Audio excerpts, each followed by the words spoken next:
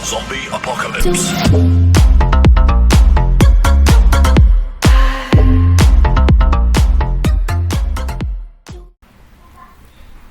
Assalamualaikum warahmatullahi wabarakatuh. Kembali lagi dengan saya Kakak27. Di sini saya akan membahas bab ketiga, yaitu networking model. Yang pertama kita akan bahas konsep, lalu TCP/IP model, lalu encapsulation dan decapsulation, lalu OSI layers model. Langsung saja kita ke materinya. Kita akan bahas konsep networking model. Jaringan komputer mengacu pada perangkat komputasi yang saling terhubung serta dapat bertukar data dan berbagi sumber daya satu sama lain. Untuk terjalinnya proses bertukar data tersebut diperlukan aturan yang mendefinisikan bagaimana kumpulan komputer agar bisa saling berkomunikasi. Nah, aturan tersebut yang disebut dengan networking models. Jadi bagaimana setiap vendor dapat saling komunikasi dengan open standard networking models yang tersedia. Untuk saat ini open standard networking models itu hanya ada dua yang tersedia dan terkenal, yaitu TCP/IP model dan OSI model. Kita akan lanjut ke selanjutnya.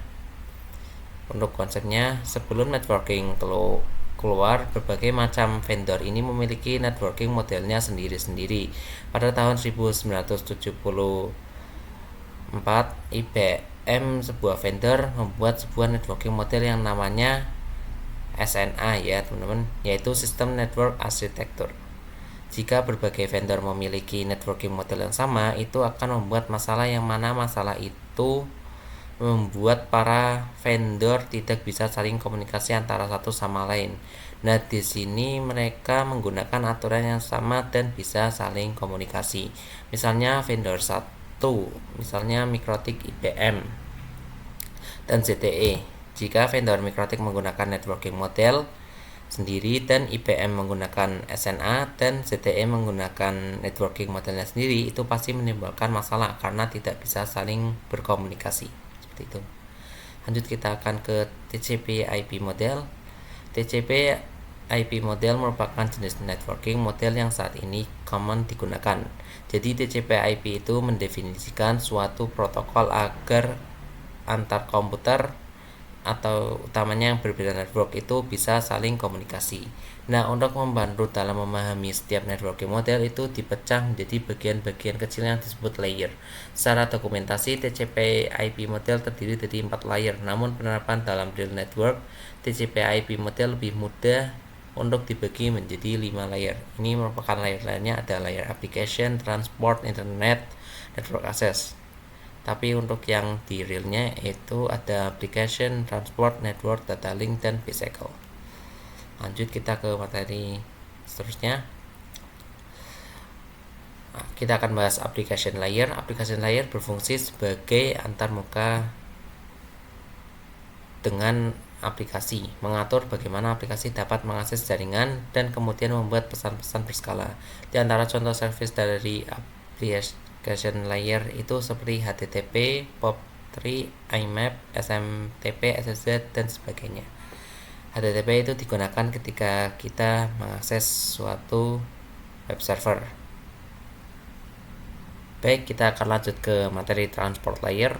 Fungsi dari transport layer adalah menyajikan atau memberikan service ke application layer, yaitu transfer data gampangnya. Untuk transport layer terdapat dua protokol yang sering digunakan, yaitu TCP dan UDP.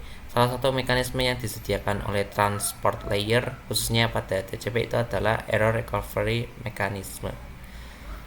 Di sini TCP dan UDP itu beda ya teman. Ini TCP itu dia itu lebih handal dan bisa digunakan untuk IP karena support error checking. Kalau UDP itu dia lebih cepat. UDP itu biasanya digunakan untuk video streaming, games, dan aplikasi LAN yang membutuhkan kecepatan data. Nah, di sini jika pada klien request website ke web server, maka itu akan menghasilkan informasi yaitu HTTP header. Namun tidak hanya HTTP header, ada juga TCP header yang dibungkus yang namanya menjadi segmen. Namun itu tidak serta-merta ketika kita request website ke web server itu langsung kita bisa mengaksesnya. Bisa juga mengalami error sistem karena mungkin berbagai hal atau konfigurasi web servernya itu ada yang error. Jadi nanti klien akan request ulang dan web server bisa mengirimkan data tersebut ke klien. Selanjutnya kita ke materi berikutnya. Kita akan bahas network layer. Untuk network layer hanya terdapat satu contoh, yaitu IP. Dan IP menyediakan dua fitur yang sangat penting, yaitu addressing dan routing, yang dimana berfungsi untuk menangani konektivitas dan pemilihan jalur. Maaf kebanyakan typonya ya teman-teman. Setiap perangkat jaringan memerlukan alamat unik di jaringan. Kita akan bahas addressing dan routing. Jadi kalau yang addressing itu bawa IP itu sendiri, yaitu memberikan nama pada perangkat di jaringan komputer. Kalau routing yaitu salah satu fitur yang disediakan pada IP di bagian network layer yang bekerja layaknya kantor pos atau mencari rute tercepat untuk sampai tujuan. IP atau yang kita sebut saja yaitu Internet Protocol terdapat dalam network layer, yaitu layer ketiga OSI, digunakan untuk komunikasi antar perangkat jaringan. Di sini terdapat dua jenis IP address, yaitu yang pertama IPv4. IPv4 terbagi menjadi 4 blok. Setiap blok ada 8 bit dan berarti pengalamannya itu ada 32 bit ya teman-teman. Lalu ada IPv6, pengalamannya itu 128 bit. IPv6 terbagi menjadi 8 blok. Setiap blok ada 16 bit ya teman-teman. Itu. Baik, kita akan lanjut ke materi data link layer dan physical layer. Data link layer mendefinisikan protokol yang dibutuhkan pada physical layer. Salah satu fitur pada data link layer ialah FCS atau Frame Check Sequence, yaitu Error Detection Mechanism, hanya mendeteksi error tanpa recovery. Addressing yang digunakan pada data link layer adalah MAC address. Physical layer mendefinisikan cabling pada suatu jaringan komputer. Mendefinisikan secara fisik apa yang digunakan untuk menghubungkan antar device. Nah, baik, kita akan bahas encapsulation dan decapsulation. Encapsulation itu proses membungkus data dengan header pada data di setiap layernya. Adapun decapsulation maka itu sebaliknya. Di sini gambarannya adalah jika kita pada awalnya ada pada application layer dan kita diarahkan ke transport layer, itu akan ditambahkan namanya TCP header. Nah, itu name of message-nya itu segmen ya teman-teman. Dan ketika kita sudah berada di layer transport lalu kita diarahkan lagi ke layer network, itu ditambahkan IP yang nanti nama message-nya adalah IP paket ya teman-teman. Lalu jika ditujukan lagi ke data link, kita akan ditambahkan data link header dan trailer dan message-nya adalah frame.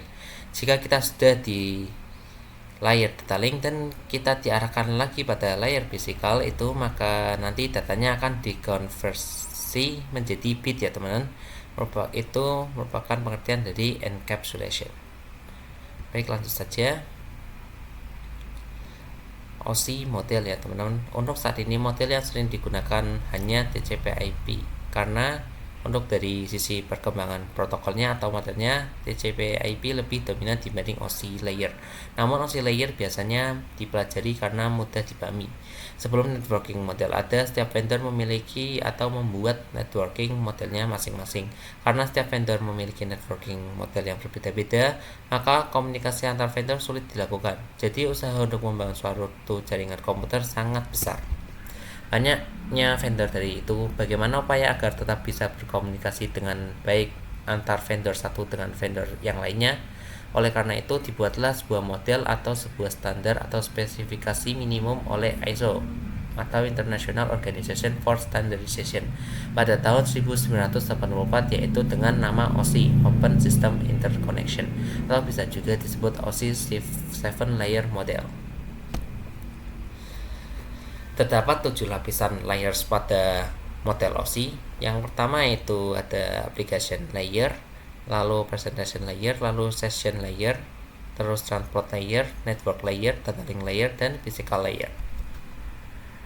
Upper layer itu berkaitan dengan user interface, data formatting, dan communication session. Ini berarti dari yang pertama sampai yang keempat ya teman. Jadi yang termasuk upper layer itu ada application, presentation, session, transport. Dan untuk lower layer itu berkaitan dengan bagaimana data itu mengalir. Untuk lower layer itu berarti network, data link, dan physical, seperti itu.